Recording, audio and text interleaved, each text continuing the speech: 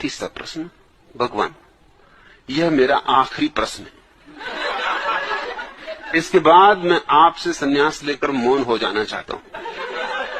मेरा प्रश्न यह है कि आप बुद्ध पुरुषों तथा धर्म गुरुओं के संबंध में कुछ ऐसे वक्तव्य दे देते हैं जिससे उनके मानने वाले भड़क जाते हैं। जैसे इन्हीं दिनों आपने हरे कृष्ण आंदोलन वालों तथा कुछ पारसियों को अपने वक्तव्यों द्वारा नाराज कर दिया।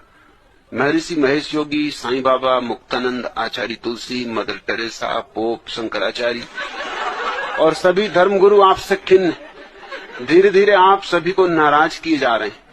आपके काम करने की है कैसी बेबूझ शैली। भगवान एक निवेदन और कि आप मेरा नाम भारतानंद भारती नहीं रखना, भारत भूषण।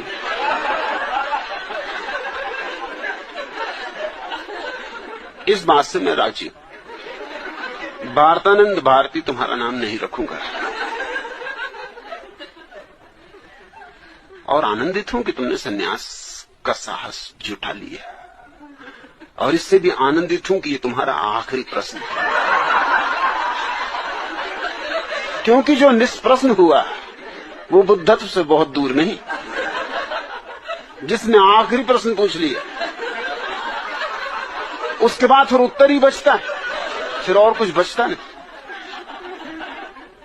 रही मेरे काम करने की शैली, वह निश्चित बेबूझ है,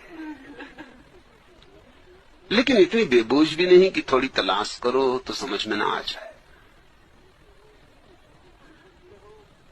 तुम पूछते हो कि आप बुद्ध पुरुषों तथा धर्म गुरुओं के संबंध में कुछ ऐसे वक्तव्य दे देते हैं जिनसे उनके मानने वाले भड़क जाते। कम से कम जगते तो हैं, नहीं तो सोए हैं, घुर्राते, भड़क जाते हैं, ये तो ठीक। अरे 100 भड़केंगे तो एक आध तो मेरे पास चला आएगा, मगर सोए ही सोए रहे तो एक के भी आने की संभावना नहीं। सो मैं 99 जो भड़क गए उनकी फिक्र नहीं करता, वो फिर सो जाएंगे, कितनी देर भड़के रहेंगे। कईयों को भड़का के मैं देख चुका, थोड़े दिन बाद सो जाते,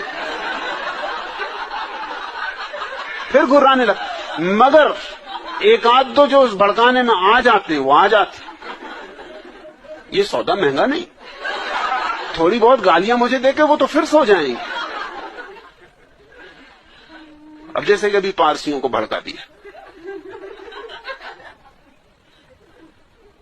ये तो जल्दी सो जाएंगे। पारसी ऐसे भी भले आदमी हैं, भड़केंगे भी तो क्या खाक भड़केंगे, थोड़ा उछल कूद करेंगे और फिर कहेंगे कि अब क्या सार है, अपना चादर ओढ़ के फिर सो जाएंगे। ऐसे ही बहुत बहादुर होते तो ईरान छोड़ के काहे को भागे होते।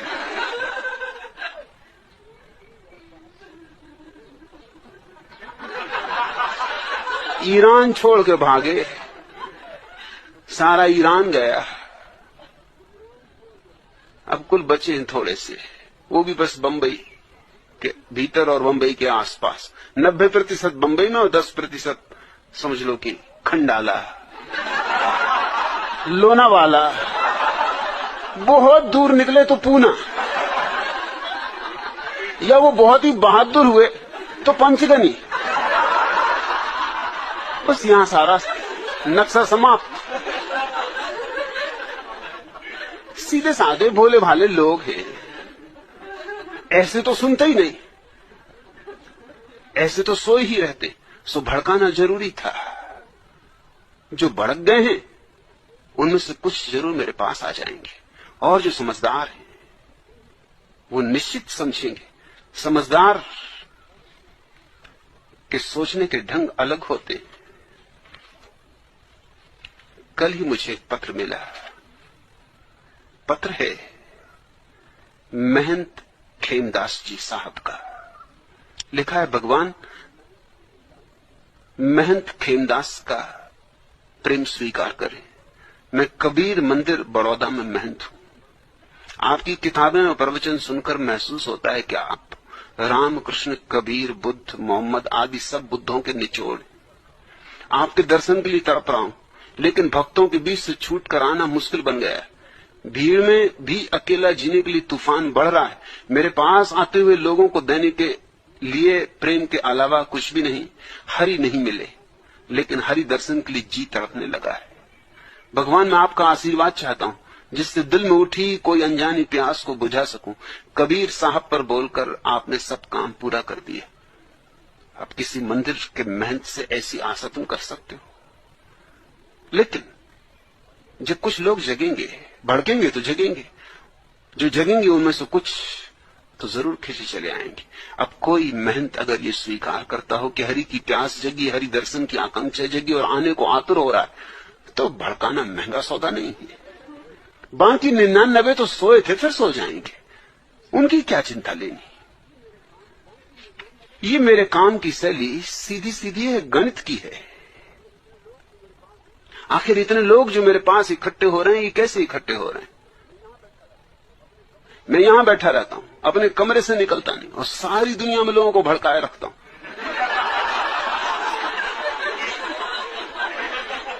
चमत्कार और किसे कहते? कमरे से बाहर भी नहीं निकलता। अभी कल खबर मुझे आई, पोस्टर आया है, एम्स्टर्डम के विश्वविद्यालय ने 6 महीने की श्रृंखलाबद्ध प्रवचन मालाएं रखी मेरे ऊपर, मेरे पक्ष और विपक्ष, जिसमें 6 महीने तक सतत अनेक लोग व्याख्यान देने वाले, वैज्ञानिक बोलेंगे, मनोवैज्ञानिक बोलेंगे, दार्शनिक बोलेंगे, धर्मगुरु बोलेंगे, पादरी बोलेंगे, मेरे सन्यासी बोलेंगे। हालन में, जिसका मुझे ठीक ठीक नक्शा भी पता नहीं कि सच में कहां है, क्योंकि भूगोल में मैं पहले से कमजोर, सच पूछो तो सभी चीजों में कमजोर, इतिहास में, भूगोल में, इस तरह की व्यर्थ बातों में मुझे कोई रस रहा नहीं। अगर मुझसे तुम एकदम पूछो कि हालैंड कहां, तो मैं ठीक ठीक नहीं बता सकता। लेकिन मैं कहां हूं, हालैंड में हर आदमी जानता है। असली बात वही है, इसको कहते हैं भूगोल का ज्ञान। 3 दिन पहले हालैंड के एक बहुत बड़े अखबार ने आपके भीतर कितना संतोष है इसकी जांच के लिए प्रश्न रखे। पहला प्रश्न, इसमें 10 अंक मिलते हैं। दूसरा प्रश्न, इसमें 40, इसका हां में उत्तर दो तो 50, ना में उत्तर दो तो इतना। और 240 अंक जिसको मिलते हैं, उसके लिए सुझाव है संपादक का कि फिर भगवान के पास पूना जाओ, कि तुम्हारा संतोष अब जरूरत से ज्यादा हो गया। इतना संतोष रख के यहां क्या कर रहे हो?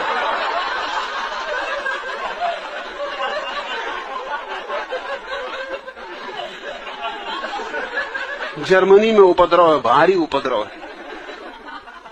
इटली में उपद्रव है, इंग्लैंड में उपद्रव है, जापान में उपद्रव बढ़ रहा है। तुम सोचते हो मेरे काम करने के ढंग में कुछ गलती,